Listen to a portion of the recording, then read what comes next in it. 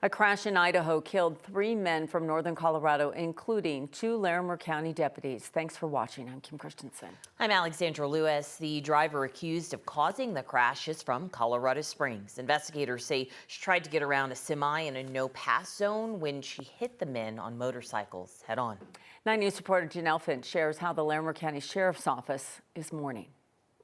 The Idaho County coroner confirmed Larimer County Sergeant Jeremy Coleman and Deputy Ethan Powers died in the crash.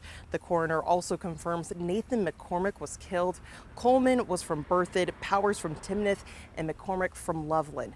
LCSO says Coleman and McCormick were related, and they're mourning the loss of all 3. Idaho State Police say the crash happened Tuesday afternoon on Highway 12 near the city of Kuski. That's in western Idaho, about 3 hours north of Boise. Video of the area after the accident shows smoke billowing from the crash. Officers say 60-year-old Neil Brewer from Colorado Springs was trying to pass a semi in a no-passing zone. ISP says she crossed the double lines and hit the 3 men head-on. They were all on motorcycles and died on impact. Idaho court documents say Brewer may have attempted to leave the scene, but a witness stopped her. People who drive this highway several times a day tell us it's a beautiful road, but dangerous. They say there's a notable blind spot in the milepost where this accident happened. Other than an illegal attempt to pass, we don't know if anything else contributed to the crash. We've asked these questions to Idaho State Police. The Larimer County Sheriff's Office called the loss sudden and tragic. They said there were no good words to describe what happened. In the statement they wrote, quote, "These were incredible people who dedicated their lives to making Larimer County better every single day. They trained hard, they served well, and they loved life." The Sheriff's Office says they're grieving alongside the families. In Larimer County, Janelle Finch, 9 News. The driver in the crash, Neil Brewer, is facing 3 counts of vehicular manslaughter. Idaho police do not expect to release any more updates today. Colorado staying dry and hot today. Temperatures are topping out in the upper 80s. It's pretty pleasant overall, but it is windy, and the fire danger is still high, and it'll be even higher tomorrow. Winds are picking up again.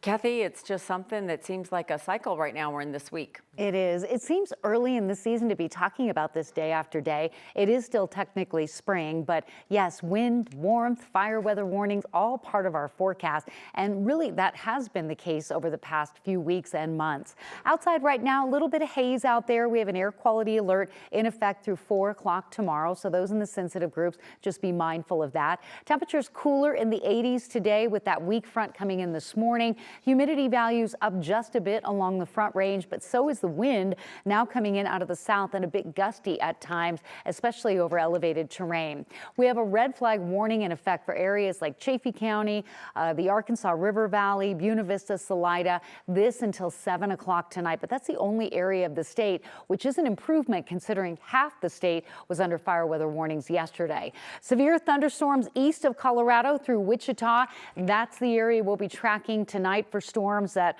will have travel impacts. So Colorado pretty quiet for now, which is unusual in our severe weather month. We have a few clouds coming in tonight. The winds will come down. A really pleasant evening to be out and about. And we're going to do this all over again on your Friday. Temperatures now in the mid 80s, dropping 10 degrees by 10 o'clock. Weather headlines include the potential for more fire weather alerts in the mountains tomorrow. Thunderstorms on the plains. We'll have that forecast and the holiday weekend outlook in just a bit.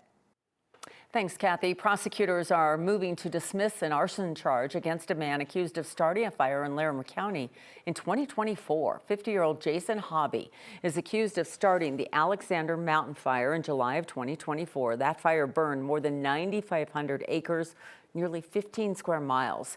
It also destroyed 24 homes. The Larimer County District Attorney's Office says new evidence indicated he could not have started the fire. The DA's office says digital evidence from his cell phone and his whereabouts provides direct evidence that he is unlikely to have started that fire. Investigators previously determined the fire started from a makeshift fire pit less than 2 miles from where he worked. His charges on impersonating a police officer and menacing are still pending.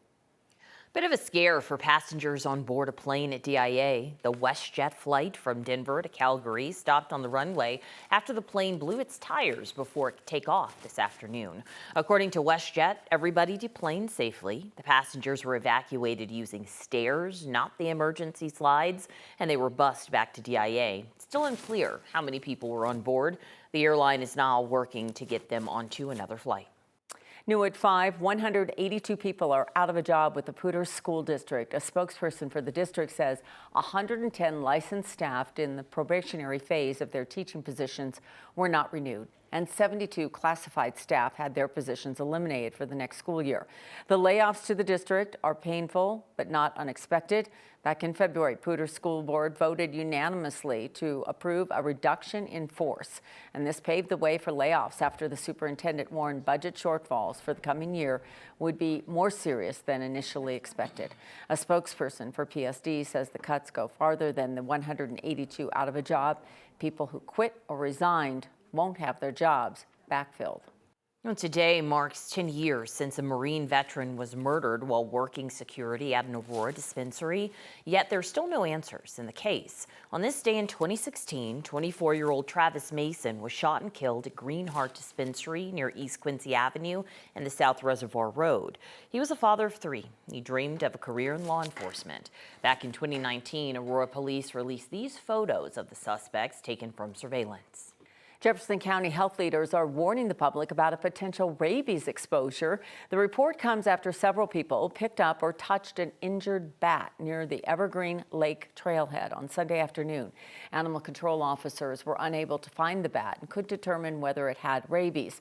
Jefferson County Public Health says anyone who touched the bat could have been exposed to rabies and should contact their health care providers. Jeffco health leaders say they're seeing several bats found in homes or trails that have tested positive for rabies.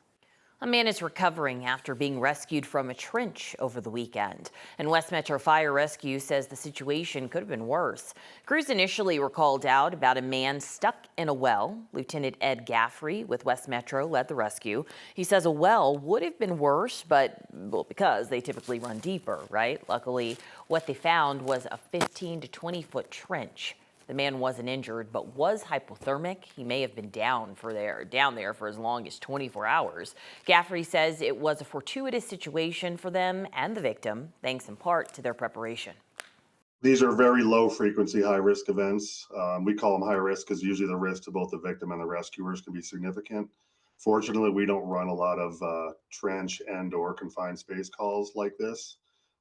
We train a lot on them so that when they do occur, fortunately, they go as smoothly as this one did. Gaffrey says it took about 10 to 12 minutes before arriving on scene to pulling that victim out. The victim was taken to the hospital. Gaffrey says the last he's heard, that man was doing okay. Secretary of State Jena Griswold, the frontrunner in the Democratic primary for Attorney General, has been skipping public forums and is declining to appear on 9 News to discuss her views and her record. There are 3 other Democrats in the race for AG, all with deep legal experience.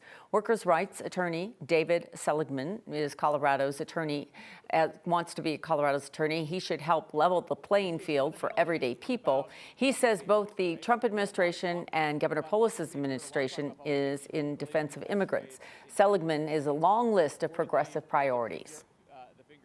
We got to use the powers of the office, the laws we have in the books to hold the oligarchs accountable, to take on an affordability crisis that is fundamentally, in my view, an accountability crisis, to take on, the health insurers denying our claims, jacking up our prices. And we've got, corporate polluters that have been getting away with poisoning our kids for years and years and years. We've got to do all of those things. But what's on my mind today is a real crisis of brutal, cruel immigration enforcement that is destroying our communities. The Attorney General has the authority right now to go on offense, independent of the governor and the governor's agencies. It sounds like you want to be an activist, AG. We got a lot of work to do. Coming up on Next tonight at 6, we're going to hear from the 3 AG candidates about whether they believe Jena Griswold is qualified to be Attorney General. All 3 of their full, unedited conversations with Kyle Clark are on the Next YouTube channel.